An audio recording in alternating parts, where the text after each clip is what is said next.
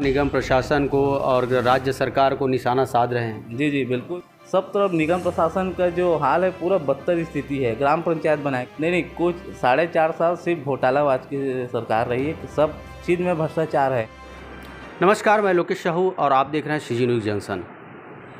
राजनीति में आना और राजनीति में उस सफ़र को निभाना और राजनीति में उस स्थापित वर्चस्व को निभाना। जी हाँ, हम बात कर रहे हैं जीत यादव की, जो कि स्वर्गीय हेमचंद यादव के पुत्र है।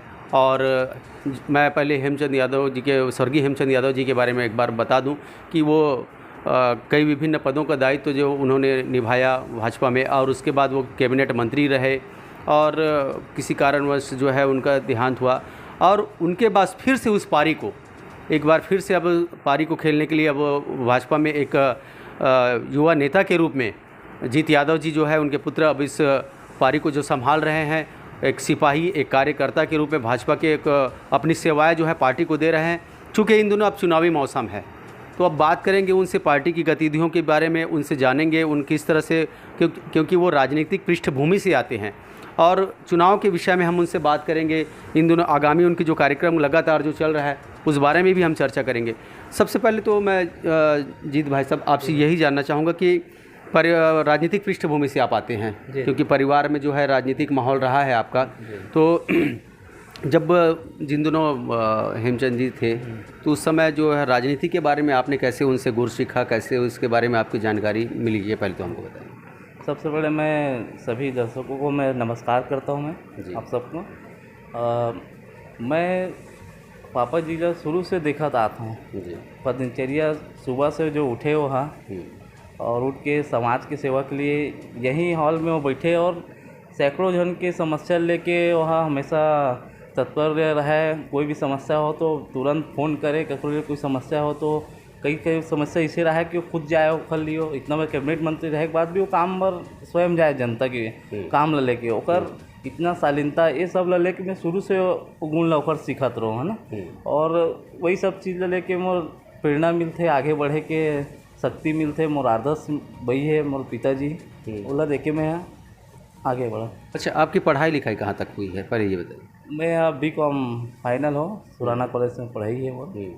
और अच्छा, भाजपा युवा मोर्चा दुर्ग जिला के अध्यक्ष के रूप में आप कार्य कर रहे हैं। लगातार बीजेपी का कार्यक्रम हो रहा है, क्या असंतोष की स्थिति नहीं बनती है इससे, लगातार कार्यक्रमों से? नहीं, ऐसा कुछ स्थिति नहीं बनती है। सब कार्य मिल रहे तो करना पड़ेगा। पार्टी के चुनाव भी पास में, तो तैयारी तो करनी पड़ेगी, है ना। लगातार काम करने का अवसर। लगातार आप निगम प्रशासन को और राज्य सरकार को निशाना साध रहे हैं। जी जी बिल्कुल, क्योंकि काम ही ऐसे कर रहे हैं हम लोग। निगम आज देख लो, यहाँ सड़क के हाल को देख लो, पानी गंदा आ रहा है, सभी लोग इससे डेंगू और नाली बजाय पड़ी है। मतलब सब तरफ निगम प्रशासन का जो हाल है पूरा बदतर स्थिति है। ग्राम पंचायत बनाए की स्थिति है नगर। आप बोल रहे हैं कि बदतर स्थिति है, लेकिन कांग्रेस जो है हाल ही में छत्तीसगढ़ सरकार के 4 साल बेमिसाल मनाया, और बीजेपी के 15 साल बनाम कांग्रेस के 4 साल कह रही है। नहीं, कुछ 4.5 साल सिर्फ घोटालाबाज की सरकार रही है, सब चीज़ में भ्रष्टाचार है। सड़क बन रही है, 15 दिन में पानी के कारण सड़क बह जा रही है, इतना गंदा स्थिति है। और जितने 15 साल में विकास हुए हैं उतने 4.5 साल में इन लोग मरम्मत भी नहीं कर पा रहे हैं। 15 साल में जो कार्य हुए हैं, छत्तीसगढ़ को एक नई पहचान हुई है पूरे विश्व में, ये कहीं नहीं हुए। 4.5 साल में इन लोग को डुबो दिए हैं। और हाल ही में केंद्र के देश के गृह मंत्री अमित शाह जी आए थे और छत्तीसगढ़ का दौरा किया उन्होंने। तो उन्होंने कहा था कि बीजेपी में सिफारिश से टिकट नहीं मिलेगी, है ना, फ्रेश कैंडिडेट को जो है टिकट मिलेगी। तो अब इस बारे में आपके क्या राय है, क्योंकि आप भी पार्टी में जुड़े हैं, दावेदारों की लिस्ट में आपका भी नाम सामने निकल करके आ रहा है। देखिए, बीजेपी में शुरू से जो काम कर रहे हैं, कर्म कर रहे हैं, उन्हीं को मिल रहा है, टिकट मिलता है। और जो लोगों की भी सेवा कर रहे हैं, ऐसे सिफारिश से शुरू से टिकट नहीं मिली बीजेपी में, है ना। और जो काम करेगा उन्हीं को टिकट मिले। इस बार भी मोदी लहर चलेगी? जी, मोदी जी की लहर तो चलेगी। आने फ्यूचर में भी मोदी जी प्रधानमंत्री बनेंगे, बिल्कुल। चुनाव में बड़ा चेहरा मोदी जी ही होंगे। जी जी। अच्छा, एक सवाल ये भी निकल करके आता है, लगातार कार्यक्रम हो रहा है बीजेपी का, तो क्या कुछ निष्कर्ष निकल करके आ रहा है? इतने सारे कार्यक्रम आप लोग कर रहे हैं, राज्य सरकार को घेरने में लगे हैं, निगम प्रशासन को घेरने में लगे हैं, सड़क का मुद्दा आप लोग लगातार उठा रहे हैं, कुछ निष्कर्ष इसका निकला या ये चुनावी स्टंट है? नहीं, निष्कर्ष निकलेगा और भारी बहुमत के साथ हमारी सरकार बनेगी इससे। अच्छा, आगामी दिनों की बात करते हैं। आगामी दिनों में अब किस तरह की चुनावी रणनीति रहेगी? अब आगामी देखिए, अब हमारे युवा मोर्चा में भी 9 मतदाता को अभी आमंत्रण कर रहे हैं, उनके एक सम्मेलन होगा जिसमें युवाओं को बताएंगे किस तरह से भूपेश बघेल जी ने ठगा है सभी युवाओं को। इन लोगों ने जब चुनाव जब थे उस समय तो 2500 रुपये देने का वादा किए थे, घोषणा पत्र में लिखे थे उस समय 2500 रुपये देंगे तुरंत। 4.5 साल हो गए, किसी युवा को पैसा नहीं दिए। और घोषणा पत्र उस समय बनाए थे तो उस समय तो नियम कानून नहीं डाले थे। आज तो इतना सारा नियम कानून डाल दिए कि 1% युवा बस आ रहे हैं उनके अंदर, तो बाकी युवा तो वंचित रह गए। तो पूरा छलावा किया गया इनके सरकार में और युवाओं को बहुत ठगा गया। और देखिए व्यापक घोटाला में देखिए कितना बड़ा घोटाला है ये। बड़े वहाँ के जो बड़े बड़े अधिकारियों को बच्चे ही लग रहे हैं, बाकी आम जनता के बच्चे नहीं लग सकते क्या?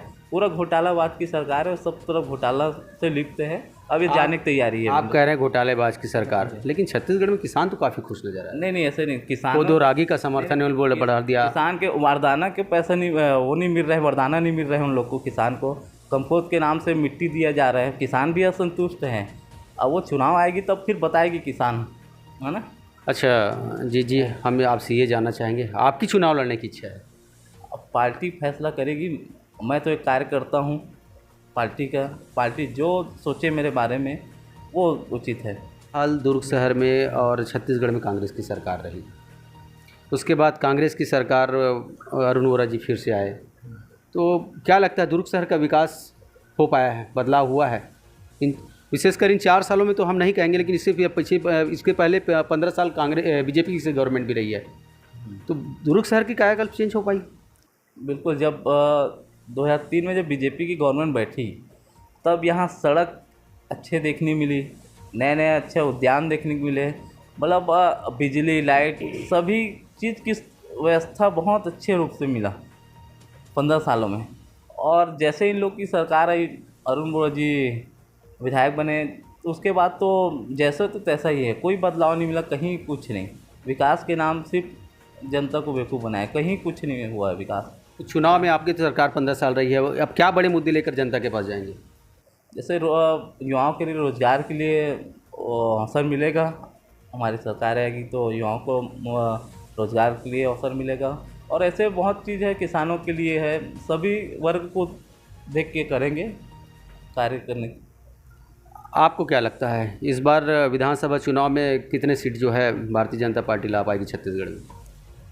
अब देखिए भारी बहुमत के साथ सरकार बनेगी हमारी, 50-60 सीट तो 60 सीट से तो बनेगी हमारी सरकार, बिल्कुल। ये थे जीत यादव जी, दुर्ग जिला के भाजपा युवा मोर्चा के अध्यक्ष हैं। स्वर्गीय हेमचंद यादव जी के सुपुत्र हैं, जिन्होंने कैबिनेट मंत्री रहा, काफ़ी समय तक भाजपा को अपनी सेवाएं दी।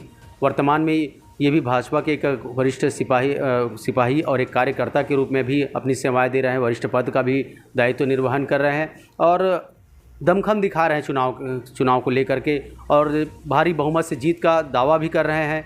अब ये आगामी विधानसभा चुनाव का परिणाम ही बताएगी कि जीत का पाला किसके खाते में जाती है। बहरहाल दुर्ग भिलाई के लिए न्यूज़ जंक्शन से लोकेश साहू।